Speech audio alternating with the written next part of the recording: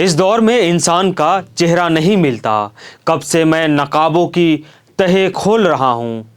नफरतों का लिबास अब इंसानों ने ओढ़ लिया। मैं मजहबी खून से लथपथ हिंदुस्तान बोल रहा हूँ। नमस्कार, आप देख रहे हैं जनपद न्यूज नेटवर्क और मैं हूँ आपके साथ प्रफुल्ल। आपके स्क्रीन पर एक किताब है, यही भारत का संविधान है। इसी संविधान पर प्रधानमंत्री से लेकर राज्यों के मुख्यमंत्री, एमपी, एमएलए सभी शपथ लेते हैं। संविधान के प्रति सच्ची निष्ठा रखेंगे। भय या पक्षपात, अनुराग या द्वेष के बिना सभी नागरिकों के साथ न्याय करेंगे।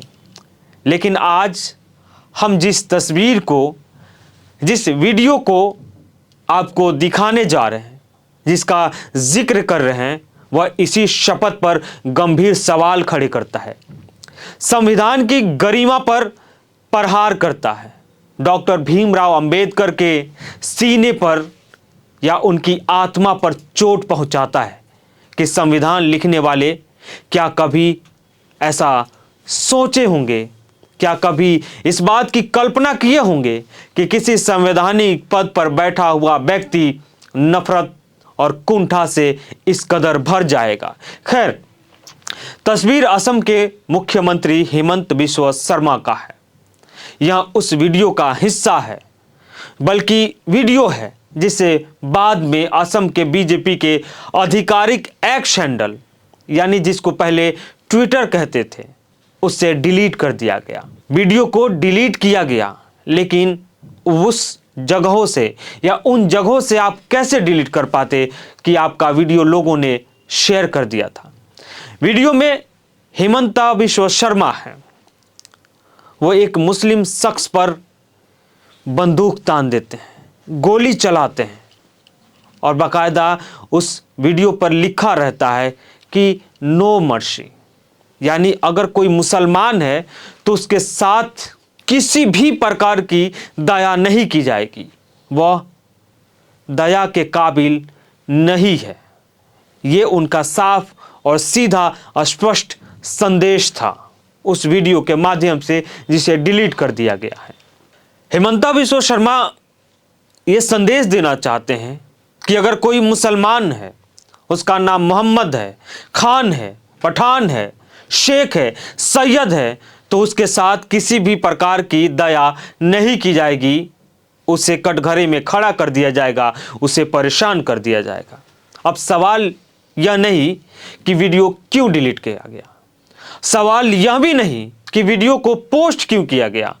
सवाल यह है कि क्या संवैधानिक पद पर बैठा हुआ व्यक्ति ऐसे दृश्य का हिस्सा कैसे बन सकता है। क्या भारत का संविधान किसी मुख्यमंत्री को, किसी एमपी को, किसी एमएलए को अपने हाथों में कानून लेने की इजाजत देता है। क्या भारत का संविधान मुसलमानों के नरसंहार को बढ़ावा देने की इजाजत देता है।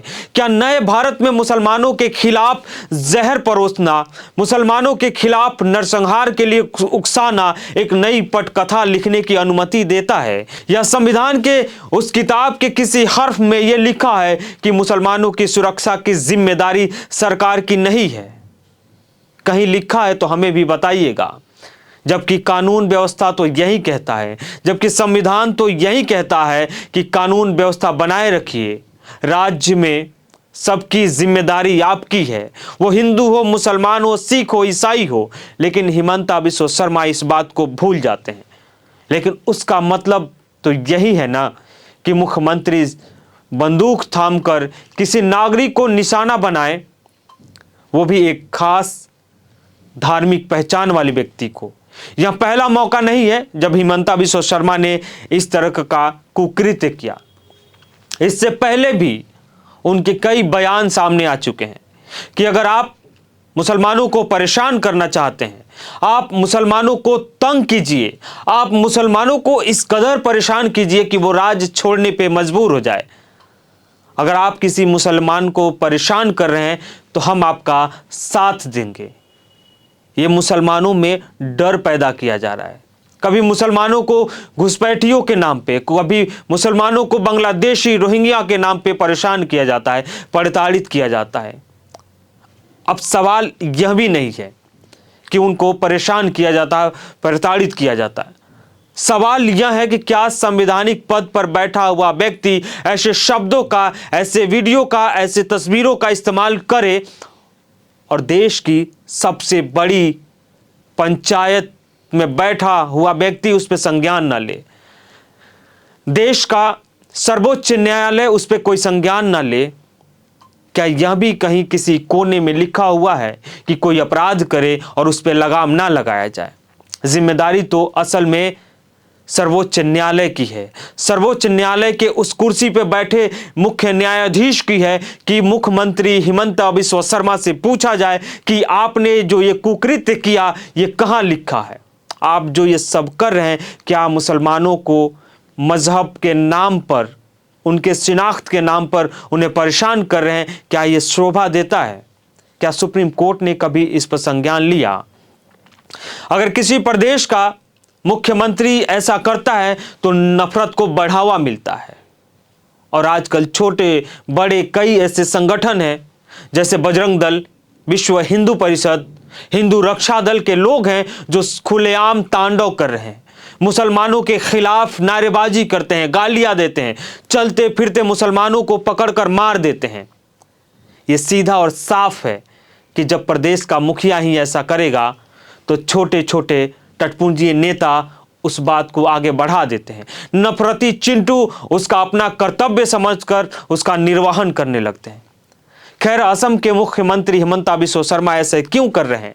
क्योंकि इससे पहले वो जब कांग्रेस में थे तो उनका लहजा कुछ और था, लेकिन कांग्रेस से जैसे वो बीजेपी में आए तो मुसलमानों को परेशान करना अपना संवैधानिक कर्तव्य समझ लिया। उस कुर्सी की जिम्मेदारी या नैतिक जिम्मेदारी समझ गए कि जिस कुर्सी पर हम बैठे हैं वहां शायद बैठने के लिए मुसलमानों को परेशान करना वाजिब है, लाजिम है।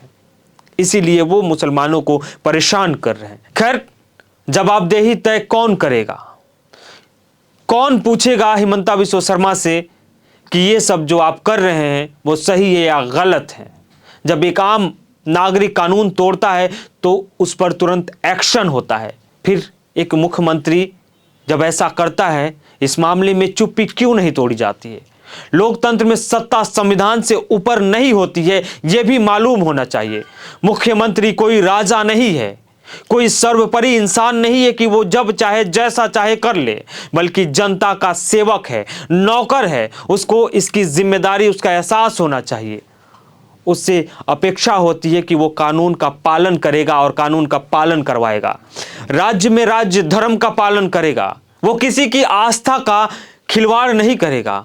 उसकी सुरक्षा की जिम्मेदारी होती है, बल्कि उसकी धज्जियां नहीं उड़ाएगा।